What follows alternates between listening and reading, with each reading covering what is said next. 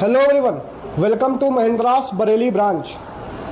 Dear students, आज हम लोग जो है ग्रामर का एक बहुत ही इम्पॉर्टेंट रूल सीखने जा रहे हैं। अगर मान लीजिए कि किसी सेंटेंस में सबसे पहले नाउन आ रहा है, नाउन के बाद इस्तेमाल होता है प्रीपोजिशन, उसके बाद अगर आपका दूसरा नाउन आ रहा है, या फिर आप बोल सकते हैं कि यहाँ पर नाउन आ रहा है, उसके बाद प्रीपोजिशन आ रहा है, उसके बाद आपका नाउन आ रहा है, तो जो इसमें आपका वर्ब होगा वो वर्ब आपका पहले वाले नाउन के हिसाब से लगेगा।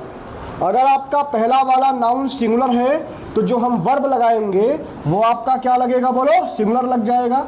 और अगर आपका पहला वाला नाउन बोलो क्या है, प्लूरल है, तो जो आने वाला वर्ब होगा वो आपका बोलो क्या होगा, प्लूरल हो जाएगा।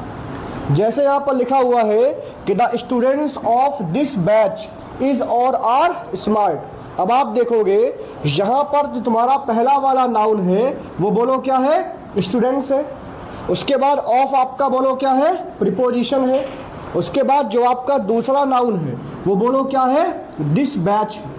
अब आप देखो अकॉर्डिंग टू द रूल जो हमारा वर्ब आना चाहिए वो आना चाहिए किसके हिसाब से, बोलो, पहले वाले नाउन के हिसाब से।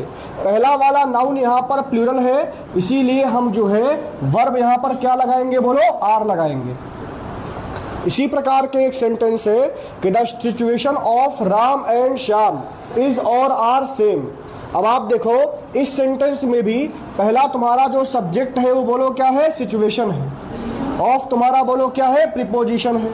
और जो हमारा दूसरा सब्जेक्ट है वो आपका है Ram and Shyam. According to the rule the verb will agree with the first noun.